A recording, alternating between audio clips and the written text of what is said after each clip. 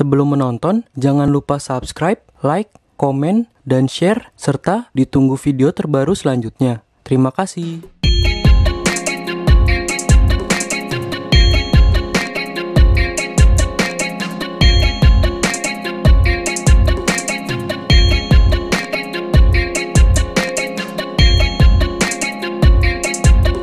Halo teman-teman, balik lagi sama gue Danu. Kali ini gue mau nge-review mobil Suzuki XL7 tahun 2020.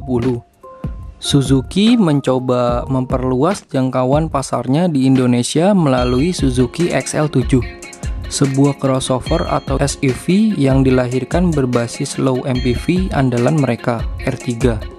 Formula dari R3 yang berhasil memikat selera pasar dikembangkan lebih lanjut oleh Suzuki untuk dibawa ke XL7. Mobil ini juga produk global. Selain akan diekspor, di India sudah ada terlebih dahulu namanya XL6. PT Suzuki Indomobil Sales resmi meluncurkan XL7 di Indonesia di awal tahun 2020, tepatnya bulan Februari 2020.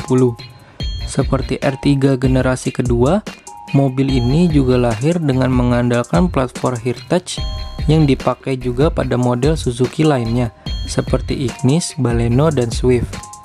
Dengan XL7, Suzuki ingin coba meramaikan segmen yang secara teori diisi oleh Honda BR-V dan Mitsubishi Xpander Cross. Namun, SIS sendiri mengaku ingin mengincar pasar Toyota Rush dan Daihatsu Terios dengan XL7. Bahkan XL7 disebut oleh Suzuki sebagai sebuah medium SUV. Ada alasan tersendiri yang menurut Suzuki layak menyebut XL7 sebagai sebuah model baru. Bukannya penambahan varian dari R3, salah satunya adalah karena di dalam XL7 terkandung sekitar 300 komponen yang berbeda dibanding R3 terkini. Meski begitu, XL7 tetap hadir dengan mengandalkan unit mesin K15B seperti R3. Berkapasitas 1500 cc 4 silinder, tidak hanya mesin, opsi transmisi yang disediakan pun sama persis, yaitu otomatis 4 percepatan dan manual 5 percepatan. Harga yang menarik ditawarkan oleh Suzuki untuk XL7 dengan perbedaan tidak jauh dari R3. Tersedia dalam 3 pilihan varian. XL7 dirilis dengan rentang harga 230 juta sampai 267 jutaan on the road Jakarta. Bagian eksterior Suzuki XL7 tahun 2020, Suzuki merancang bagian eksterior menjadi lebih gagah, yang ubahannya dominan di bagian depan. Fascia depan XL7 menggunakan lampu utama dengan garis desain tegas, lengkap dengan LED DRL sebagai standar. Garis desain lampu utama menyatu dengan bentuk grill heksagonal berwarna hitam, dengan aksen krom di tengah grill yang tersambung dengan garis DRL. Bumper depan punya lekukan garis yang tegas dan berotot, diikuti oleh posisi kap mesin lebih tinggi. Begitu juga dengan adanya skate plate di bawah bumper untuk tampilan karakter khas SUV. Diikuti bodi cladding hitam di sekeliling bodi. Velg alloy 16 inch berdesain robust dengan ban 195/60 mendukung ground clearance lebih tinggi menjadi 200 mm. Aksesoris khas SUV tidak ketinggalan hadir di XL7, yaitu roof rail. Suzuki menyediakan total 6 pilihan warna eksterior untuk XL7, yaitu termasuk opsi warna two-tone untuk eksterior XL7 yang tersedia hanya untuk varian XL7 Alpha. Interior dan fitur Suzuki XL7 tahun 2020 tidak banyak berubah untuk interior jika dibandingkan dengan R3. Dengan layout dan desain yang benar-benar sama, perbedaan utamanya adalah XL7 tampil dengan nuansa interior berwarna hitam.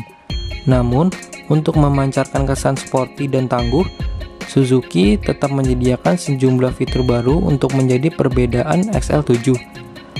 Dashboard XL7 tidak lagi dihiasi oleh elemen panel kayu seperti di R3, melainkan menggunakan aksen alat serat karbon berwarna hitam gloss.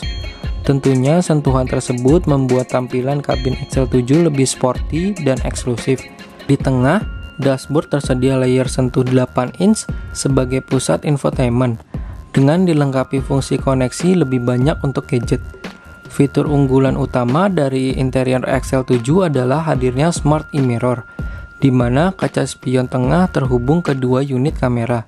Kamera pertama adalah di bagian belakang untuk membantu manuver parkir mundur, lalu kamera kedua ada di balik spion yang berfungsi sebagai digital video recorder, DVR alias dashcam.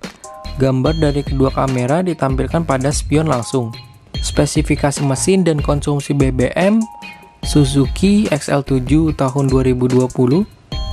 Mesin berkode K15B, 4 silinder dengan menggunakan kapasitas mesin 1500 cc dari R3 dipercaya sebagai jantung pacu XL7. Lengkap dengan teknologi VVT, untuk angka performa tidak ada perubahan atau peningkatan, alias tenaga tetap 104,7 PS pada putaran 6000 rpm, begitu juga dengan torsi 138 Nm pada 4400 rpm. K15B dikembangkan dengan prioritas sebagai eco engine, alias mengutamakan konsumsi bahan bakar yang irit. Pihak Suzuki mengklaim bahwa XL7 mencatat 15,78 km per liter untuk transmisi otomatis.